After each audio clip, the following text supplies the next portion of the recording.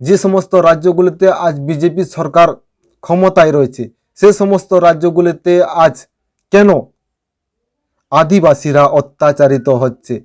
প্রতিনিয়ত, প্রতি ক্ষেত্রে, প্রতি জায়গায় আদিবাসীরা অত্যাচারিত হচ্ছে, আদিবাসীরা বঞ্চিত হচ্ছে, আদিবাসীরা শোষিত হচ্ছে, আদিবাসীরা নিপীড়িত হচ্ছে, আদিবাসীরা বঞ্চিত হচ্ছে সেই সমস্ত রাজ্যগুলোতে, যে সমস্ত রাজ্যগুলোতে আজ বিজেপি সরকার রয়েছে।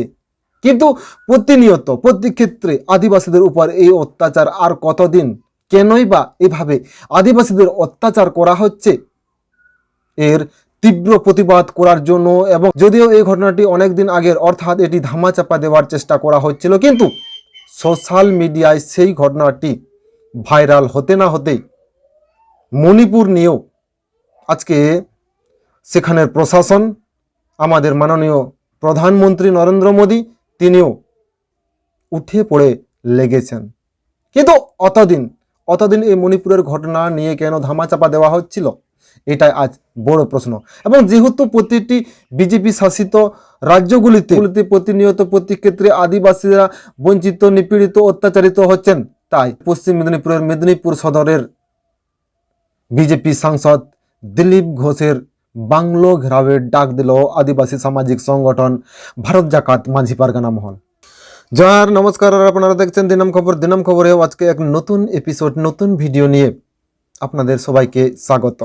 আজকে আমরা এই ভিডিওতে আলোচনা করব মণিপুরের ঘটনা নিয়ে।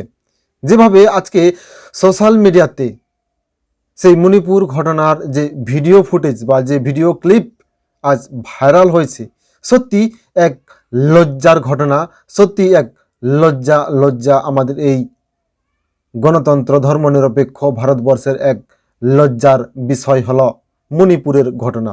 এবং এখানে এক আশ্চর্য ও অবাক এক ঘটনা, যে ঘটনা অতদিন প্রশাসন ধামা চাপা দিয়ে রেখেছিল, অর্থাৎ এ নিয়ে আমাদের মাননীয় প্রধানমন্ত্রীও চুপচাপ ছিলেন।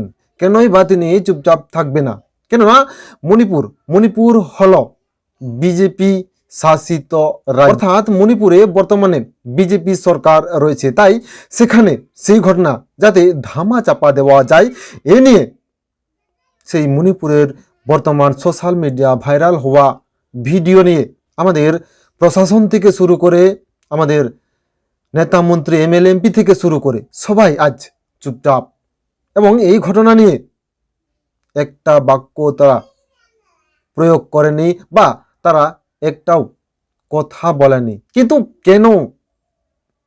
আজকে এটাই প্রশ্ন।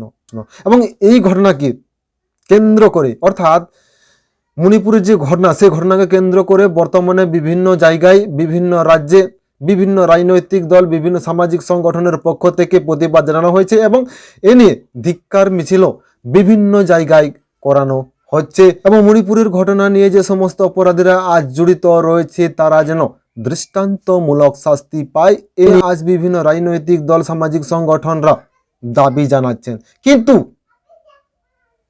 আশ্চর্য ঘটনা, অবাক ঘটনা, যে সমস্ত রাজ্যগুলিতে আজ বিজেপি সরকার ক্ষমতায় রয়েছেন সেই সমস্ত রাজ্যগুলিতে আজ প্রতিনিয়ত, প্রতি ক্ষেত্রে, প্রতি জায়গায় আদিবাসীরা অত্যাচারিত হচ্ছেন, আদিবাসীরা শোষিত হচ্ছেন, আদিবাসীরা নিপীড়িত হচ্ছেন, আদিবাসীদের উপর নানানভাবে অত্যাচার করা হচ্ছে।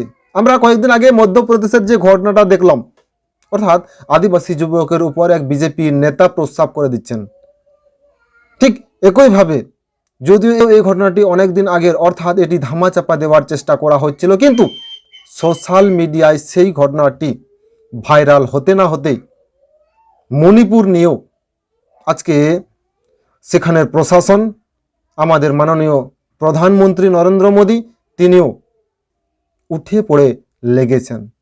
কিন্তু অতদিন এই মণিপুরের ঘটনা নিয়ে কেন ধামাচাপা দেওয়া হচ্ছিল, এটাই আজ বড় প্রশ্ন। এবং যেহেতু প্রতিটি বিজেপি শাসিত রাজ্যগুলিতে প্রতিনিয়ত, প্রতি ক্ষেত্রে আদিবাসীরা বঞ্চিত, নিপীড়িত, অত্যাচারিত হচ্ছেন, তাই পশ্চিমবঙ্গ রাজ্যের মেদিনীপুর সদরের বিজেপি সাংসদ দিলীপ ঘোষের বাংলো ঘেরাওয়ের ডাক দিল আদিবাসী সামাজিক সংগঠন ভারত জাকাত মাঝি পারগানা মহল। সংগঠনের পক্ষ থেকে জানা যায় যে আগামী 26শে জুলাই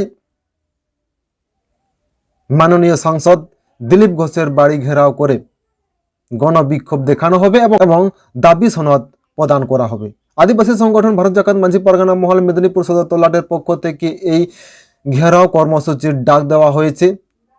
আদিবাসী এই সামাজিক সংগঠনের পক্ষ থেকে এটাও জানা গেছে যে যে সমস্ত রাজ্যগুলিতে আজ বিজেপি সরকার ক্ষমতায় রয়েছে সেই সমস্ত রাজ্যগুলিতে আজ কেন আদিবাসীরা অত্যাচারিত হচ্ছে, প্রতিনিয়ত প্রতি ক্ষেত্রে প্রতি জায়গায় আদিবাসীরা অত্যাচারিত হচ্ছে, আদিবাসীরা বঞ্চিত হচ্ছে, আদিবাসীরা শোষিত হচ্ছে, আদিবাসীরা নিপীড়িত হচ্ছে, আদিবাসীরা বঞ্চিত হচ্ছে সেই সমস্ত রাজ্যগুলোতে যে সমস্ত রাজ্যগুলোতে আজ বিজেপি সরকার রয়েছে। কিন্তু প্রতিনিয়ত প্রতি ক্ষেত্রে আদিবাসীদের উপর এই অত্যাচার আর কতদিন, কেনই বা এভাবে আদিবাসীদের অত্যাচার করা হচ্ছে? এর তীব্র প্রতিবাদ করার জন্য এবং পত্র প্রদানের জন্য আগামী 26শে জুলাই ভারত জাকাত মাঝি পরগনা মহল মেদিনীপুর সদর তল্লাটের পক্ষ থেকে দিলীপ বাবুর যে খড়গপুরের বাংলো রয়েছে সেই বাংলোতে গণবিক্ষোভের ডাক দেওয়া হয়েছে আদিবাসী সংগঠনের পক্ষ থেকে এবং ওই দিনে লিখিত অভিযোগও জানানো হবে এবং যাতে আদিবাসীদের উপর এই রকম প্রতিনিয়ত প্রতি ক্ষেত্রে প্রতি জায়গায় বিজেপি শাসিত রাজ্যগুলিতে কেন এইভাবে অত্যাচার হচ্ছে তারই তীব্র প্রতিবাদ ও তার ধিক্কার জানাতে স্মারকলিপিও প্রদান করা হবে। আমরা ভারত জাকাত মাঝি পরগনা মহলের অনেক সময় অনেক আন্দোলন দেখেছি, অর্থাৎ শিক্ষা নিয়ে আন্দোলন দেখেছি, কোনো অধিকার নিয়ে আন্দোলন দেখেছি এবং আদিবাসী সামাজিক সংগঠন ভারত জাকাত মাঝি পরগনা মহলের বিভিন্ন কর্মসূচি বিভিন্ন সময়ে আমরা দেখেছি।